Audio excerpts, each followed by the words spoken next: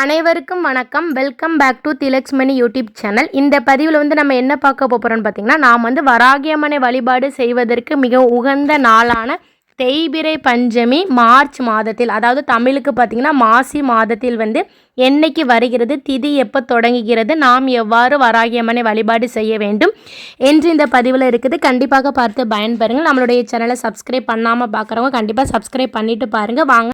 வாங்க இப்போ நம்ம வீடியோக்குள்ள போகலாம். பொதுவாகவே வராகியம்மனை தினம்தோறும் வழிபாடு செய்துட்டு வரலாங்க.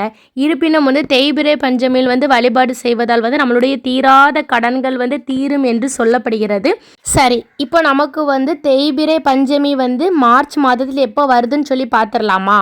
மார்ச் 7ஆம் தேதி சனிக்கிழமை இரவு 8:17 திதி தொடங்கி ஞாயிற்றுக்கிழமை பார்த்திங்கன்னா இரவு 10:10 வரை இந்த தேய்பிறை பஞ்சமி திதி இருக்குதுங்க. அதனால் நமக்கு என்னைக்கு தேய்பிறை பஞ்சமி சொல்லி பார்த்திங்கன்னா மார்ச் 8ஆம் தேதி மாசி 24ஆம் நாள் ஞாயிற்றுக்கிழமை அஞ்சு தாங்க நமக்கு தேய்பிறை பஞ்சமி வருகிறது.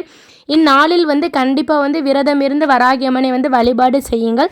உங்களால் முடிந்தால் கோவிலுக்கு சென்று தேங்காய் தீபம் ஏற்றி வழிபாடு செய்யுங்கள். நிச்சயமாக உங்களுடைய கோரிக்கைகள் எதுவாக இருப்பினும் நிச்சயமாக நிறைவேறும். உங்களுக்கு கோவிலுக்கு சென்று தேங்காய் தீபம் ஏற்ற முடியவில்லை என்றால் நீங்கள் வீட்டிலே தேங்காய் தீபம் ஏற்றி வழிபாடு செய்யலாம். அன்றைய தினத்தில் வராகியம்மனுக்கு மிகவும் பிடித்த சிகப்பு நிற பூக்களால் செவ்வரளி பூ போடலாம், செம்பருத்தி பூ கூட நீங்கள் சாட்சி வராகியம்மனை வழிபாடு செய்யலாம். நீங்கள் வீட்டில் வராகியம்மனுடைய சிலை வைத்திருந்தால் ஏதாவது ஒரு 3 அபிஷேகம் செய்யுங்க. கண்டிப்பாக சந்தனம் அபிஷேகம் செய்யலாம், தயிர் அபிஷேகம் செய்யலாம், பால் அபிஷேகம் செய்யலாம். எதுவாக இருந்தாலும் ஒரு 3 அபிஷேகம் கண்டிப்பாக செய்வதற்கு பாருங்கள். பின்பு பார்த்தீங்கன்னா நெய்வேத்தியமாக மரவள்ளி கிழங்கு வைக்கலாம். அப்படி இல்லைன்னா இனிப்பு வகைகளில் சர்க்கரை பொங்கல் வைத்து கூட நீங்கள் வராகியம்மனை எளிய முறையில் வழிபாடு செய்யலாம். வராகியம்மனை வழிபாடு செய்யும் போது நீங்கள் வராகியம்மனுடைய பாடல்கள் பாராயணம் பண்ணலாம். இல்லைன்னா ஓம் வராகி தாயே போற்றி, ஓம் வராகி தாயே போற்றி, ஓம் வராகி தாயே போற்றின்னு சொல்லிட்டு கூட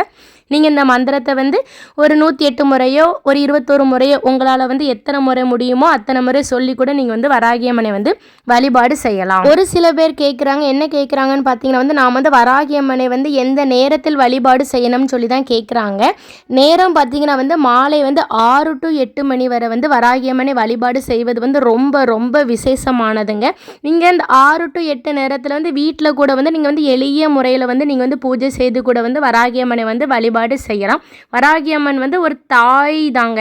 நம்மளை எப்படி நம்ம தாய் நம்மளை தேற்றுவாங்களோ அதே போல் வராகியம்மன் நம்மளை பிள்ளையா நினைத்து நம்மளை தேற்றுவார்கள். நீங்கள் உங்களுக்கு எந்த கோரிக்கைகள் வேணுமோ அம்மா தாயே என வாயை திறந்து உங்களுடைய கோரிக்கைகள் எதுவாக இருந்தாலும் நீங்கள் வராகியம்மன்ட்ட சொல்லுங்கள். நிச்சயமாக உங்களுடைய கோரிக்கைகள் எதுவாயினும் நிறைவேறும்.